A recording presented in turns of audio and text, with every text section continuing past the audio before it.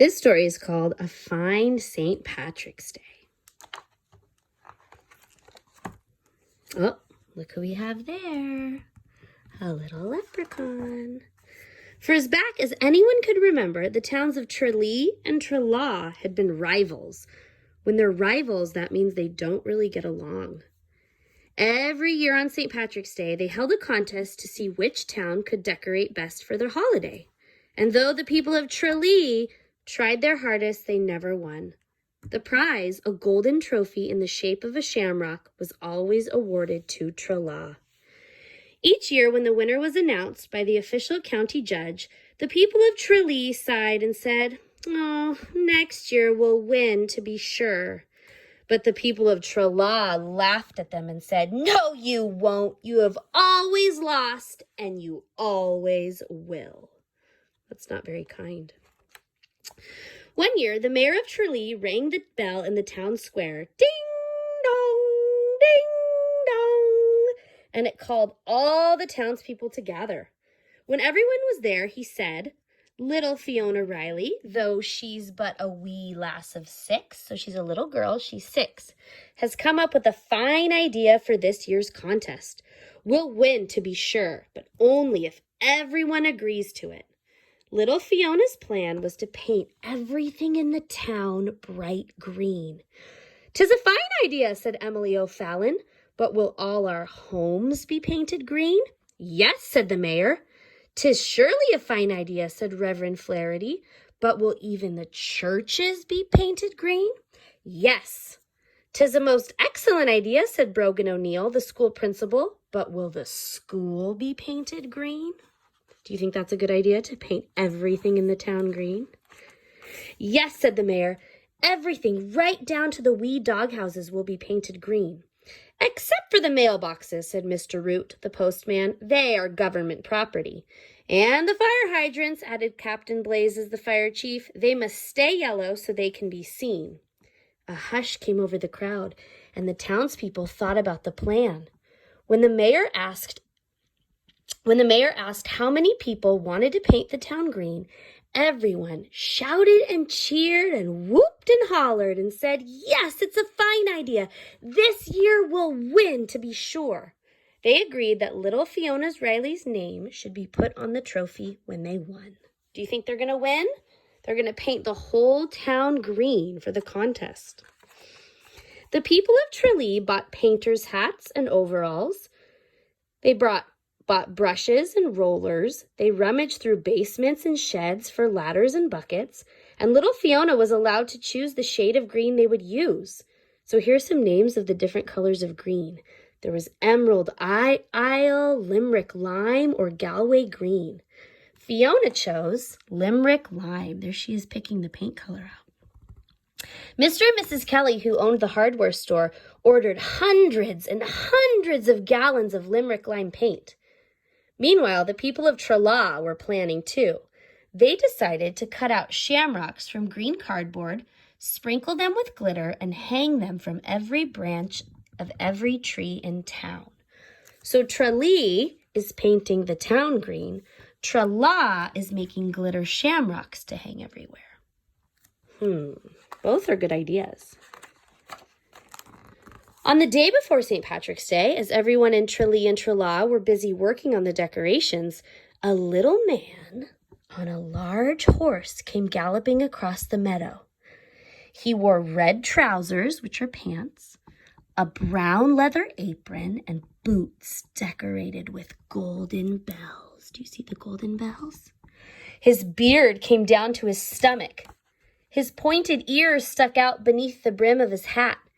His horse had a long satin ribbon braided into its mane. So there's his pointy ears, his golden bells. The horse has a golden ribbon.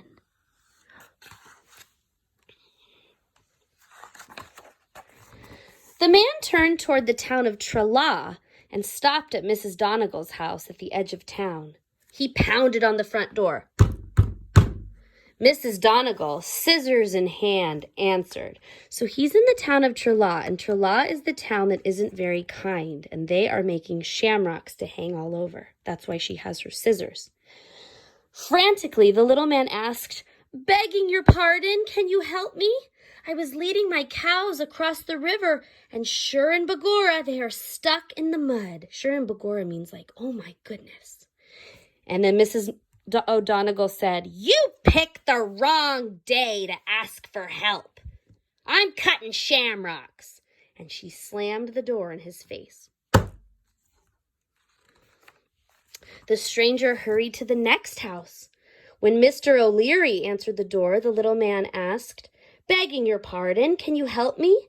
I was leading my cows across the river, and Shur and Bagora, they are stuck in the mud.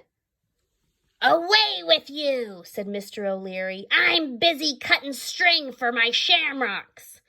The river is cold, and my cows won't last much longer, to be sure, said the stranger. But Mr. O'Leary had shut the door and gone back to measuring his length of string. At the third house, the little man asked again, begging your pardon, can you help me? I was leading my cows across the river, and Shur and Bagora, they are stuck in the mud. The McLeans, their hands covered with glitter and glue, looked annoyed. Don't you know what day it is? Mrs. McLean asked. We're busy getting ready to beat Tralee in the contest. At every house, the stranger was turned away. Finally, he crossed the field into Tralee. At the first house he came upon, he asked, begging your pardon, can you help me? I was leading my cows across the river, and Shur and Bagora, they are stuck in the mud. So now he's in the town of Tralee, where the people are not unkind. Do you think they're going to help him? Let's find out. Mary Kate Driscoll was on her ladder with her paintbrush in her hand. Her overalls were splattered with limerick lime paint. Her face was smudged with limerick lime blotches. And she climbed down and looked at the little man, and then she looked up at her house. She scratched her head and said, follow me. She ran to the town square and rang the bell. Ding, ding, ding, ding, ding, dong, until everyone came, wearing overalls and painter's hats. The little man yelled out to the crowd, begging your pardon, can you help me? I was leading my cows across the river, and Shur and Bagora, they are stuck in the mud. But what about our painting? Someone shouted. What about the contest? Shouted another person. This year we were going to win, to be sure. What about the trophy? A third person called out. But little Fiona Riley, she was sitting on top of her father's shoulders, and she was listening. She looked down at the people all splattered with paint. Do you see the paint splatters? She thought about the golden trophy. She thought about having her name on it. Finally, she called out in a voice loud and clear, but what about the cows? We need to help the cows. Would you make the same choice? Would you help the cows, or would you worry about finishing the contest? A hush came over the crowd as everyone considered what little Fiona had said.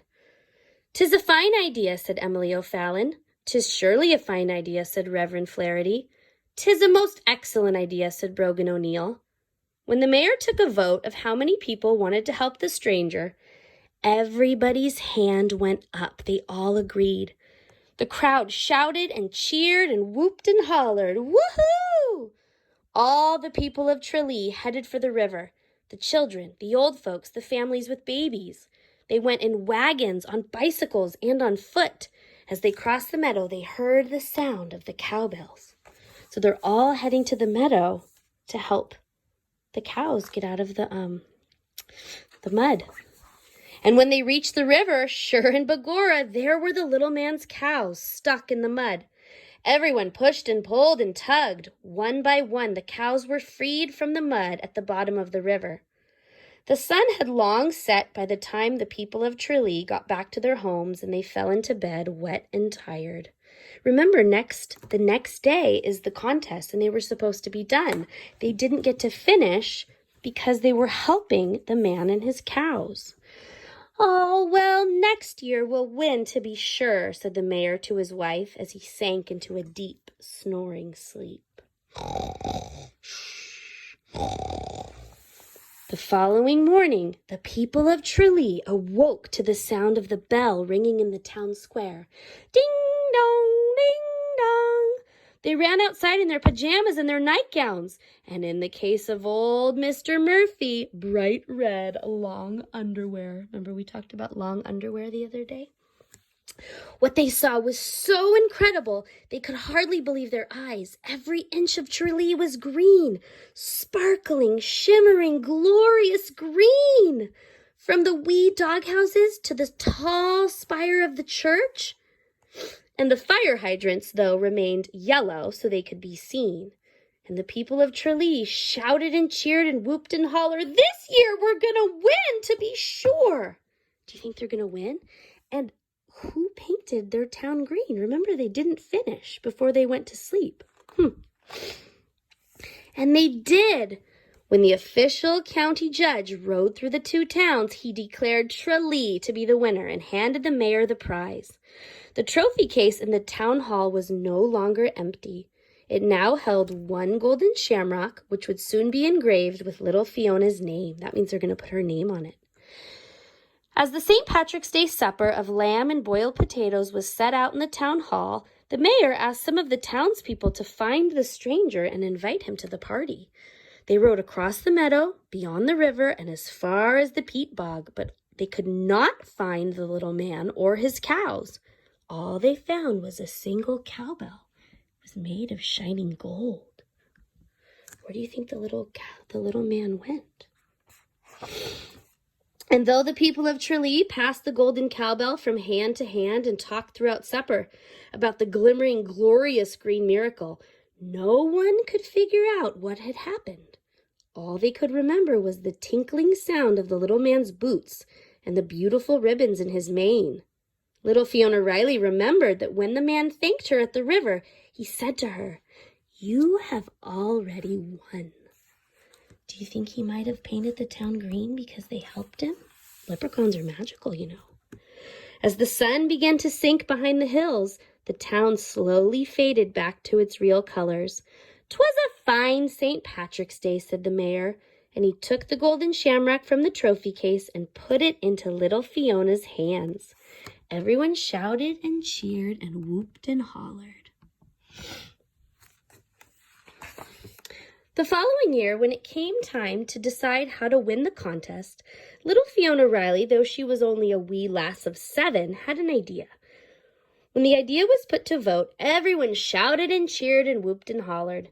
That St. Patrick's Day and every year afterward, they would take the shamrock and the golden bell out of the trophy case and polish them, and the people of Tralee would no longer compete with Trelaw to win another trophy.